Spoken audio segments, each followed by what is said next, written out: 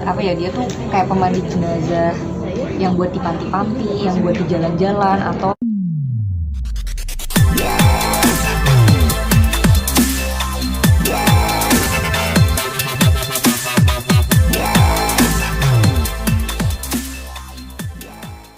nggak apa-apa kan, masih fun-fun aja gitu kan.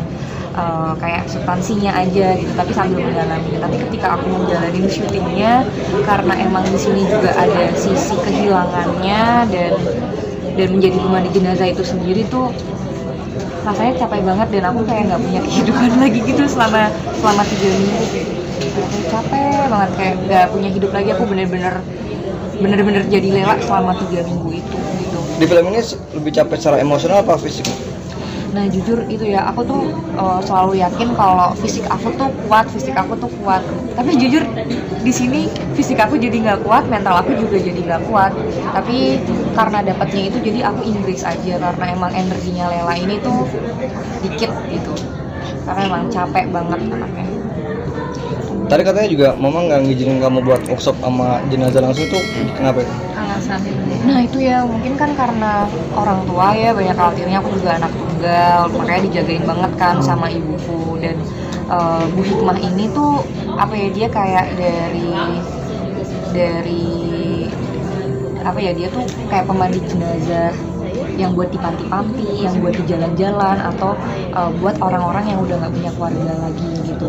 Dan mungkin yang ditakutin ibuku kayak takut kalau mandiin entah ketempelan, atau entah mungkin, aduh maaf, tapi takutnya ya orang tua kan macem-macem ya, dapat penyakit dari mana kan kita nggak tahu gitu. Mungkin takutnya itu. Kebetulan aku juga sebenarnya nggak langsung mandiin gitu, aku lihat dulu gitu. Dan Hikmah tuh juga ngizinin, cuman karena ibuku bilang enggak, daripada kenapa-napa ya udah deh, aku nurut ibuku aja. Soalnya yang udah kalau aku nggak nurut pasti kejadian yang aneh-aneh. Contohnya apa? Contohnya Apa? tadi yang nggak nurut tadi itu. Contohnya. Kejadiannya banyak lah, banku meletus, mobilnya nabrak, apa, dompetku hilang, banyak deh. Pertama mulai acting terus mulai memandikan jenazah, agak sedikit rasa takut nggak sih, meski itu orang asli ya, bukan ini Masih hidup. Bukan jenazah. iya, bukan masih hidup, maksudnya orang asli. Takutnya sih enggak, cuman khawatir aja. Misiku di sini gimana orang-orang percaya kalau aku adalah pemandi jenazah turun-temurun yang emang udah biasa mandiin jenazah gitu sih. Gitu. Takutnya lebih ke situ malah gitu. Cuman kalau di lokasi ya sih, aku juga jadi kayak hati-hati gitu, karena emang sensitif banget. Dari workshop aja udah ada yang aneh-aneh gitu.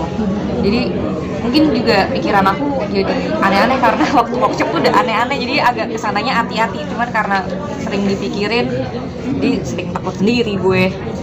Tapi kamu tipe orang yang penakut atau berani sih sebenarnya? Awalnya aku lebih ke berani, cuek gitu. Tapi setelah main di sini nggak tahu ya, aku kayak lebih sensitif gitu loh. Dan apa ya, balik lagi kayak dulu waktu kecil aku tuh sering banget diliatin gitu, dan udah nggak pernah bisa lihat lagi itu karena didoain sama yang aku gitu. Nah kesini setelah proses mandiin jenazah dan entah apa tuh kayak ngundang, terus aku ngerasa jadi lebih sensitif juga gitu. Kayak Recall masa lalu gitu nggak sih? apa? Recall masa lalu yang Recall masa lalu, dan ini bukan main-main, ini emang ada beneran gitu. Bisa dibilang ini proyek syuting kamu yang paling menakutkan secara mistis kan?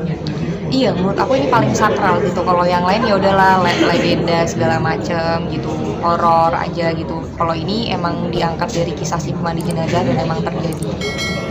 Paling berefek dong film horor dari sebelum-sebelumnya. Iya jujur capek banget ya berperan sebagai Lela ini. Gitu, paling efek banget. Dan sampai sekarang aku jadi kalem kabarnya karena meranin Lela. Biasanya energinya banyak, sekarang energinya cetek. Lepas karakternya susah nggak? Kenapa? Lepas karakter sama lepas emosi dari Lela tuh susah nggak?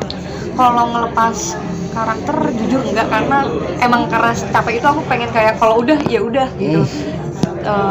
Tapi aku jadi lebih tone down aja habis main di sini, karena energinya low, aku jadi lebih anteng gitu, terus jadi lebih gampang capek gitu. Jadi penakut gitu. Kebawa tuh ada gitu, kebawanya ke sana.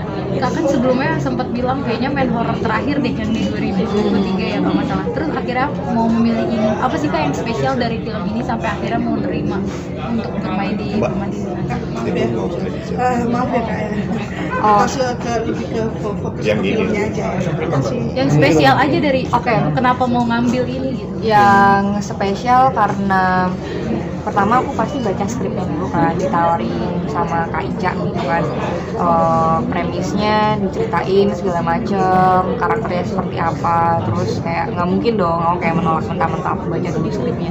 Dan jujur ini adalah skrip Mbak Lele yang paling bagus. Kalian bisa nanti nonton, ini yang paling bagus, yang menurut aku nggak ada plot hole-nya, dan ceritanya nggak sekedar horor yang menakut-nakutin, tapi juga pesannya bagus karena balik lagi diingetin sebaik-baiknya pengingat itu adalah kematian. Ceritanya bagus banget mas, dan ini adalah skrip yang nggak pernah bisa aku berhenti baca gitu. Dan aku jadi kayak apa ya, obses banget untuk jadi Lela tuh di sini. Tapi meski udah kelar syuting masih suka kebayang, jadi inget mati nggak sih Kak, kayak tiap mau tidur atau lagi sendiri gitu? Jadi pengingat aja sih kalau kita di sini nggak selamanya gitu, dan manusia tempatnya salah, tempatnya dosa, makanya kayak balik lagi aku juga jadi diingetin. Pindah dulu ya belakang poster biar tahu medianya. Aku juga ada nih kayak sampai sekarang bacaan doa dan segala macam tuh aku jadiin wallpaper biar normal banget, tapi sampai sekarang belum kehapus ya. Yuk kita pindah yuk sebelah sini. Kita lihat